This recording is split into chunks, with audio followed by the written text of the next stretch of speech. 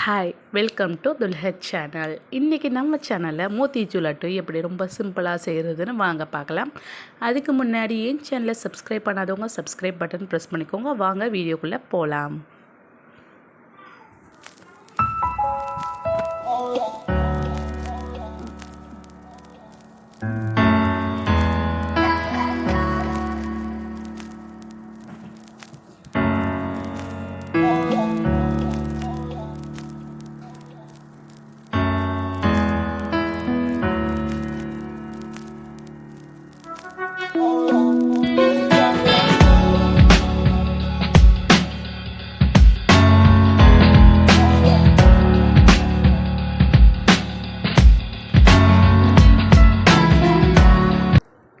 இப்போ நம்ம மிக்சிங் பவுல் எடுத்துக்கலாம். அதில் 1 கப் அளவுக்கு கடலை மாவு சேர்த்துக்கலாம்.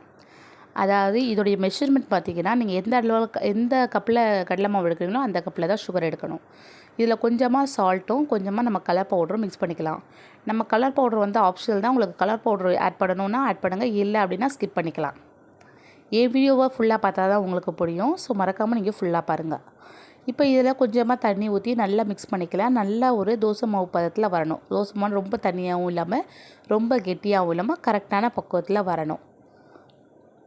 நல்லா இன்னும் கொஞ்சம் தண்ணி ஆட் பண்ணி நல்லா மிக்ஸ் பண்ணி விட்டு நல்லா கட்டிகள் இல்லாமல் உடச்சி விட்டுக்கோங்க.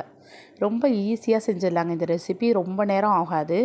பாருங்கள், நான் இப்போ இதை நல்லா கரைச்சி எடுத்துக்கிட்டேன். இந்த மாதிரி கரெக்டான ஒரு பக்குவத்தில் இருக்கணும். இப்போ நம்ம பூந்தி பொரிச்சிக்கிறதுக்கு நம்ம எண்ணெய் ரெடி பண்ணிக்கலாம். ஸோ எண்ணெய் நல்லா சூடாகட்டும்.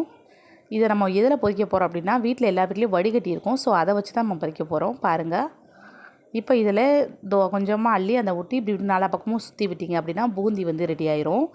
இதே மாதிரி எல்லாத்தையும் நம்ம அப்படி போட்டு நம்ம எடுத்துக்கலாம். இதே மாதிரி நம்ம பூந்தி ரெடி பண்ணிக்கலாம்.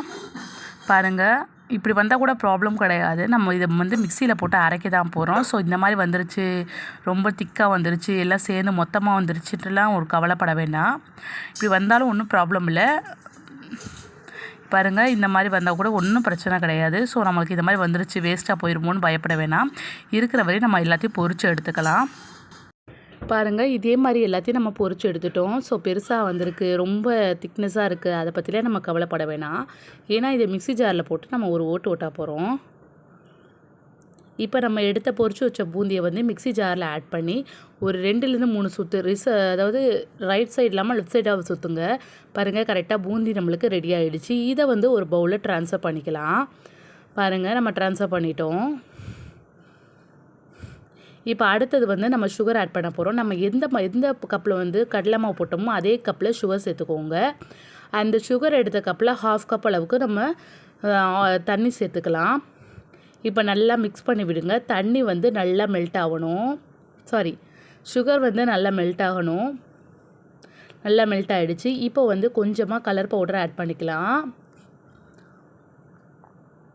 தண்ணியில் நீங்கள் கலர் பவுடர் ஆட் பண்ணிவிட்டு அடுத்தது ஒரு ஏலக்காய் வந்து நம்ம இதில் சேர்த்துப்போம். ஏலக்காய் நம்ம எதுக்கு சேர்க்குறோம் அப்படின்னா நல்ல ஸ்மெல் இருக்கும். அதனால் நம்ம இந்த ஏலக்காய் சேர்த்துக்கலாம். நல்லா கொதிக்க ஆரம்பிச்சிருச்சு. தண்ணி வந்து ஒரு கம்பி பதம் அந்த அளவுக்கு வந்தால் கூட போதும். ஸோ நீங்கள் கரெக்டான பக்குவம் தான் வரணும்னு இல்லை. கொஞ்சம் தண்ணி கொஞ்சம் கெட்டியான பிறகு நம்ம பொரித்து வச்சுருக்கிற அந்த பூந்தியை வந்து இதில் சேர்த்துக்கலாம். எல்லாத்தையும் இதில் போட்டு நல்லா மிக்ஸ் பண்ணிக்கோங்க.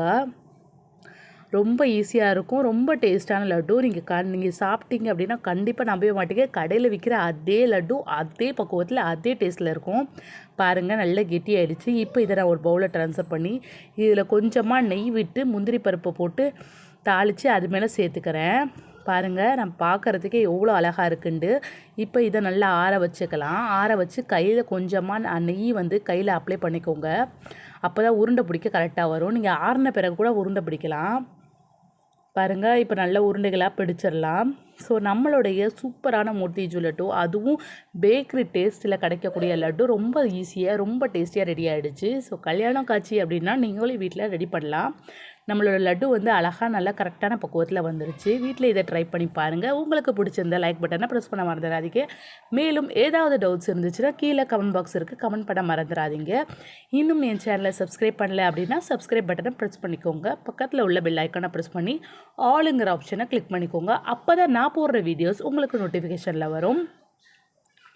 மேலும் உங்கள் ஃப்ரெண்ட்ஸ் அண்ட் ஃபேமிலி மெம்பர்ஸ்க்கு இந்த வீடியோவை ஷேர் பண்ண மறந்துடாதீங்க. ஸோ ரொம்ப ஈஸியாக இருக்கும், ரொம்ப டேஸ்டியாக இருக்கும். இது வரைக்கும் நம்ம சேனலில் போட்ட ரெசிபிஸ் எல்லாமே ரொம்ப ஈஸியான ரெசிபிஸ் தாங்க. ஸோ என்னோடய சேனலில் இது வரைக்கும் நிறைய பேர் நல்ல ஆதரவு கொடுத்துட்டு வரீங்க. ஸோ நான் ரொம்ப தேங்க் பண்ணிக்கிறேன். மேலும் உங்களுக்கு ஏதாவது வீடியோஸ் வேணும் அப்படின்னா யாரும் அப்லோட் பண்ணணும்னு நினச்சிங்கன்னா கீழே கமெண்ட் பாக்ஸில் கமெண்ட் பண்ணுங்கள். கண்டிப்பாக நான் அந்த வீடியோவை அப்லோட் பண்ணுறேன். ஸோ இன்னும் நம்ம சேனலில் ஏகப்பட்ட வீடியோஸ் அப்லோட் பண்ணுறதாக இருக்கேன். இன்னும் நிறையா வீடியோஸ் அடுத்தடுத்து வந்துக்கிட்டே இருக்குது. ஸோ என் சேனலை ஃபுல்லாக பாருங்கள், ஸ்கிப் பண்ணாமல் பாருங்கள். அப்போ தான் நான் சொல்கிறது எல்லாமே உங்களுக்கு புரியும். ஸோ இவ்வளவு நேரமாக என் சேனலை பொறுமையாக பார்த்துட்டு இருந்த எல்லா நண்பர்களுக்கும் ரொம்ப தேங்க் பண்ணிக்கிறேன். ரொம்ப ஆதரவு கொடுத்துருக்கீங்க, மேலும் ரொம்ப சப்போர்ட் கொடுத்துருக்கீங்க. ஸோ இன்னும் ஒரு வாட்டி சொல்கிறதே தப்பாக எடுத்துக்காதீங்க. இன்னும் என் சேனலை சப்ஸ்கிரைப் பண்ணல அப்படின்னா மறக்காமல் சப்ஸ்கிரைப் பட்டனை ப்ரெஸ் பண்ணி